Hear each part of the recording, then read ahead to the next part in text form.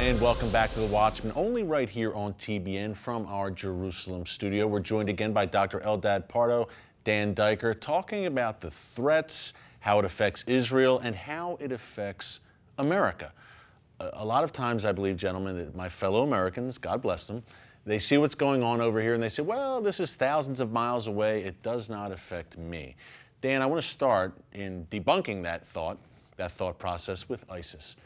We'll get to what they're doing in America in a second, but ISIS in the Sinai, at Israel's doorstep, along the border with Egypt. Talk about what ISIS is doing in the Sinai Peninsula, just literally on Israel's border.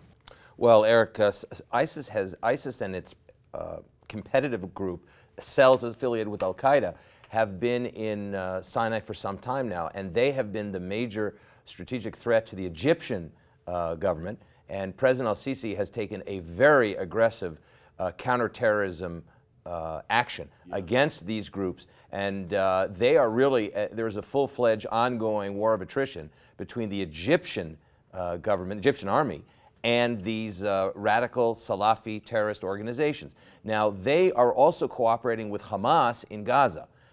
And for the Egyptians, and also for Israel, Hamas is synonymous with Al-Qaeda. There may be a little bit different Islamic strategy, Islamic identity, but their tactics and their end goal is the same thing. Gaza, Sinai in Egypt, against the Egyptian state as well as the Jewish state of Israel. Yeah, shared enemies. Shared enemies. Egypt and Israel have shared enemies, just as Israel and America have shared enemies. By the way, I'd love to see the West be a little more embracing of President Sisi and what he's doing to fight terror, but that's another story for another day.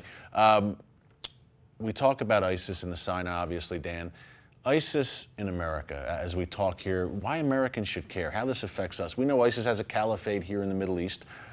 What's ISIS up to in the United States, in the West right now? ISIS, maybe its supporters, its acolytes in the West, what are they up to? Well, first of all, Eric, you know, when Americans watch CNN and Fox and the other, and TBN, and watch the Egyptian Airlines plane, Egyptian airplane go down on its way to Cairo from Paris, the one question Americans should be asking themselves is, how on earth did the ISIS terrorists and their intelligence operatives penetrate the French national security and intelligence apparatus in order to bring that plane down? Because if they penetrated French security, which is among the best in the West, even though they suffered a year ago, or about 8 months ago, a terrible terrorist massacre in Paris, of course. Then those same terrorist operatives can get on planes from Paris to New York, or Paris to Los Angeles, or Paris to any other hub in the United States and carry out these mass casualty terrorist attacks as well. Gentlemen, the barbarians are not just at the gates, they are inside the gates if you're living in the West.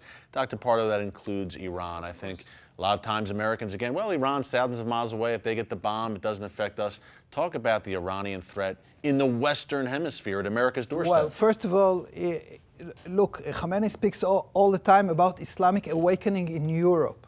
So they have their mind set on Europe. At the same time, they try to separate between Europe and the United States.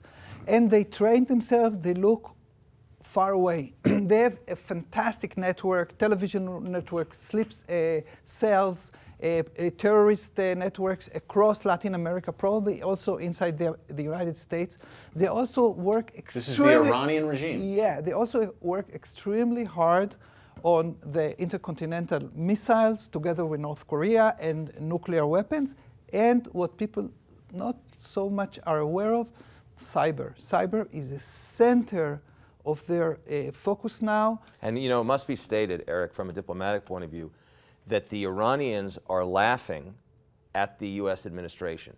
They hate the U.S. administration even more for the deal than had the deal not been carried out, because they view it as the collapse of American political will.